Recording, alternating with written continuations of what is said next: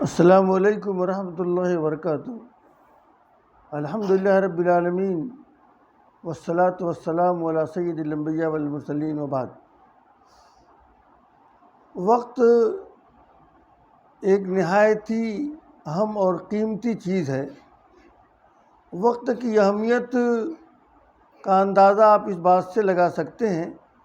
کہ ہماری زندگی کا جو بھی لمحہ گزر جاتا ہے، کٹ جاتا ہے، وہ دوبارہ نہیں آتا۔ ہم لوگ یہ بات ضرور کہتے ہیں کہ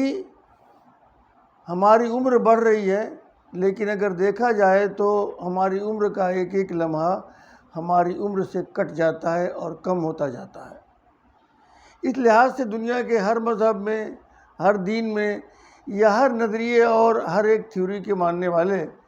اس بات کو کافی اہمیت دیتے ہیں کہ آدمی کی زندگی کا ایک ایک لمحہ بڑا قیمتی اور اہم ہے۔ دیگر مذاہب نے یا دیگر ادیان نے اس کو کتنی اہمیت دی، یہ اہل مذاہب جانتے ہیں، مگر مذہب اسلام نے اس کو کافی اہمیت دیا ہے، اور اس کا اندازہ اس بات سے آپ لگا سکتے ہیں کہ مذہب اسلام میں نماز، جو کہ 24 گھنٹے میں 5 وقت فرض ہے اور 5 مرتبہ پڑھی جاتی ہے، اس نماز کے بارے میں بھی یہ بات صراحت کے ساتھ قرآن نے کہا کہ ان الصلاۃ کانت علی المؤمنین کتابا موقوتا، کہ نماز مسلمانوں پر باقاعدہ وقت فرض ہے۔ باقاعدہ وقت فرض ہونے کا مطلب یہ ہوا کہ ہر ایک نماز کا وقت متعین ہے اور اسی وقت نماز ادا کی جائے گی۔ اگر ان اوقات میں نماز ادا نہ کی گئی تو پھر اس کے بعد نماز جو پڑھی جائے گی وہ ادا نہیں، قضا ہوگی۔ شریعت نے ایسا اس لیے کیا تاکہ ہر آدمی نماز کو ٹائم سے پڑھے، اور یہ ایک تجربہ ہے ذاتی اور دیگر تمام لوگوں کا بھی، کہ جب ایک آدمی اپنی زندگی کے اندر ایک دن کے اوقات کو تقسیم کر لیتا ہے اور بانٹ لیتا ہے اور اس کو سسٹم کے مطابق صبح سے شام تک ہر ایک وقت کو استعمال کرتا ہے، تو اس کا ہر ایک کام بڑی سہولت کے ساتھ، بڑی آسانی کے ساتھ اور بہت عمدگی کے ساتھ انجام پاتا ہے۔ نماز کو اپنے ٹائم پہ پڑھ لیتا ہے، اور ہر نماز کے بیچ میں جو وقفہ ہے اور جو اوقات ہیں، ان اوقات کو بھی وہ اچھی طریقے سے استعمال کر لیتا ہے۔ اسی لیے مذہب اسلام کی عبادات جتنی بھی ہیں، اگر آپ دیکھیں تو ان تمام عبادات میں وقت کو کافی اہمیت حاصل ہے، اور یہ ایک طریقے سے انسان کو فطری درس اور سبق ہے کہ آپ اپنی زندگی کے ہر ایک کام کو اسی طریقے سے بہت ہی سسٹم کے ساتھ، بہت ہی وقت کی پابندی کے ساتھ کریں۔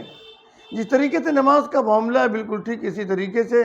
اگر آپ دیکھیں تو یہ بات بھی معلوم ہوگی کہ ہم لوگ جو روزہ رکھتے ہیں اس کے لیے ایک مہینہ متعین ہے، اور اس متعین مہینے کے اندر بھی جو ہم روزہ رکھتے ہیں تو روزہ رکھنے کا آغاز بھی گھڑی دیکھ کر منٹ کے ساتھ، اور اس کا اختتام بھی یہ اس لیے ہوتا ہے تاکہ ایک آدمی جب نماز کو ٹائم کے ساتھ پڑھنے کے ساتھ ساتھ کھانے کا بھی، پینے کا بھی، ان تمام چیزوں کا بہت ہی ٹائم کے ساتھ عادی بن جائے۔ ایک مہینہ تک جو آدمی وقت سے کھاتا ہے اور وقت سے پیتا ہے تو اس کی زندگی میں ایک بہت اچھا نظام پیدا ہو جاتا ہے، اور اس نظام کے ذریعے وہ اپنے اوقات کو جس طرح سے نماز پڑھنے کے لیے اسی طریقے سے کھانے پینے کے لیے بھی تقسیم کر لیتا ہے۔ اسی طریقے سے آپ دیکھیں تو حج کا بھی معاملہ ہے۔ حج کا بھی وقت ایک متعین ہے اور مہینہ متعین ہے کہ کن اوقات میں کب اور کہاں یہ رہنا اور ان اوقات کو گزارنا ہے۔ اس طرح سے اگر آپ دیکھیں تو مذہب اسلام نے دیگر مذاہب کے مقابلے میں جتنا زیادہ وقت کی اہمیت پہ زور دیا ہے، اتنا کسی نے وقت کی اہمیت پہ زور نہیں دیا ہے۔ اس لیے ایک مسلمان واقعی اگر وہ مومن ہے، دین پر ایمان و ایقان رکھتا ہے، تو اپنے اوقات کو بہت سنبھل کر استعمال کرتا ہے، اس لیے وہ جانتا ہے کہ گزرا ہوا کوئی بھی لمحہ واپس نہیں آئے گا۔ اس لیے ہر ایک مسلمان کو اس بات پر توجہ دینی چاہیے کہ ہماری زندگی کا ایک ایک لمحہ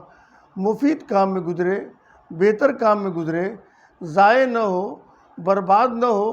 کیونکہ یہ ضائع اور برباد ہونے والا وقت ہم سے پوچھا جائے گا اور ہم کو اس کے بارے میں جواب دینا پڑے گا۔ اس لیے ایک مومن کی شان یہ ہوتی ہے کہ اپنے صبح سے لے کر شام تک اور رات یا زندگی کا ایک ایک لمحے کو بہت ہی حساب اور سسٹم کے ساتھ خرچ کرے اور کسی بھی لمحے کو ضائع ہونے سے بچائے۔ دعا کرنا چاہیے کہ اللہ تعالی ہم سب کو توفیق بخشے۔